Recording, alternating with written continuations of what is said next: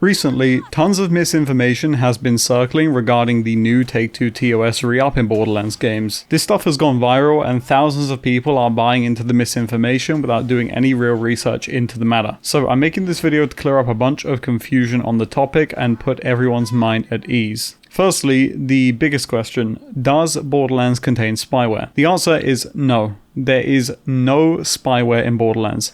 I personally have modded every Borderlands game and can confirm that the games contain no spyware anywhere. And yes, this also includes kernel level access to your PC. It simply does not exist. The most invasive thing these games have ever done, in my personal opinion, is containing DRM, which is most commonly known as de novo, which you may have heard. This was present in Borderlands 3 and also in Tiny Tina's Wonderlands, and it caused major damage to performance for users. De novo is a commonly used anti-piracy system, which is notorious for doing this stuff, and after the life cycle of the respective games ended, Gearbox or 2K removed it from the games as it was no longer beneficial to keep it around. Most likely, 2K told Gearbox to remove it, and as such, they did. The absolute most, quote, spyware Gearbox has put in these games is stat collection in the form of tracking activity completions, enemy kills, and character choices. So this is not new, and it has been present since 2012 to my knowledge. In fact, in 2013, Gearbox used the same method to track kills of enemies for the community event. This has also been present in the Tales from the Borderlands game, Borderlands 3, and Tiny Tina's Wonderlands. It's extremely common in almost all video games with connection to an online service, but let's also talk about that. The Borderlands games contain a hotfix system where Gearbox is able to remotely push changes to the games from their end. To our knowledge as modders, there is currently no way for them to include spyware in this, nor is there any way for them to mine your personal information for their theoretical benefit. However, if they did do this, and even if we didn't understand how they were doing it, we would instantly know they're doing something, because every single time they push a hotfix to their server, it is logged by us. We log every single hotfix sent live. We're able to check and track the changes the moment they become publicly available in the server. Now, speaking of modders, let's discuss the claim that Gearbox and Take-Two will be banning modders and taking down mods en masse. This is also not new, and it's also not true, and has been a, quote, threat since Borderlands 2. Luckily, the Gearbox forums has had modding sections which were actively seen and acknowledged by Gearbox employees if that puts your mind at ease on any concerns of Gearbox being anti-mod. Here is also a statement by trusted modder Apple who corroborates these claims. If you want to read this, feel free to pause the video. Furthermore, when I personally released my very popular Tiny Tina's Wonderlands overhaul Redux, I received countless messages from Gearbox employees congratulating me on the success of the mod, and even some telling me they looked forward to playing it themselves. Now, what the TOS outlines that you actually should keep in mind is that any mods looking to bypass content licenses or hurt the infrastructure of the game by ruining co-op sessions or multiplayer matches may be subject to shutdown, especially those that profit commercially by charging for their mods, aka hacking for profit.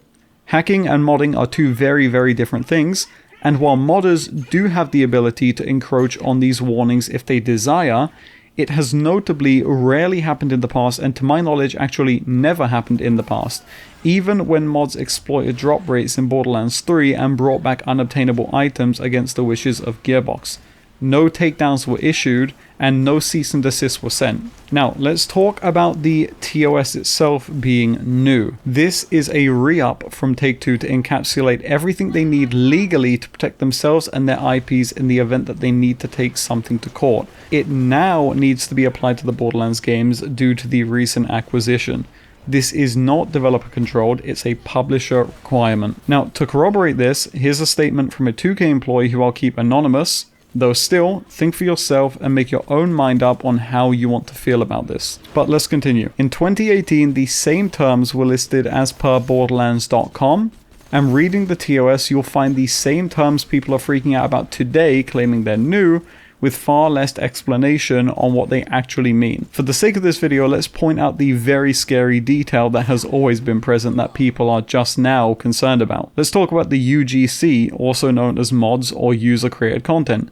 they specifically outline that they have the right to remove any UGC they want for, quote, any or no reason whatsoever. But to be fair, let's play devil's advocate. There wasn't really any mainline Borderlands games active around this time. So digging into the life cycle of Borderlands 3, now let's talk about March of 2020.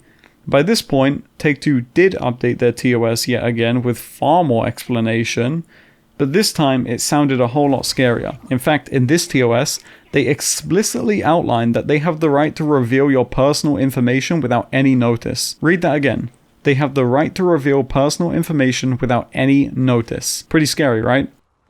Now, funnily enough, despite all of this, no modders during Borderlands 3 had their personal information revealed alongside having all of their content taken down without warning.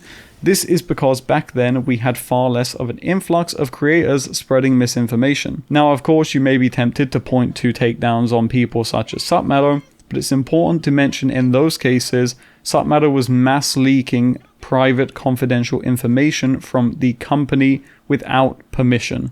So this doesn't even pertain to the TOS. Now we're going into actual legal troubles regarding leaking protected information, which is not what's at stake right now. If you're ever concerned about stuff like this and you want clarification, feel free to reach out to me or any other modder and we'll help clear the confusion up before it catches wind.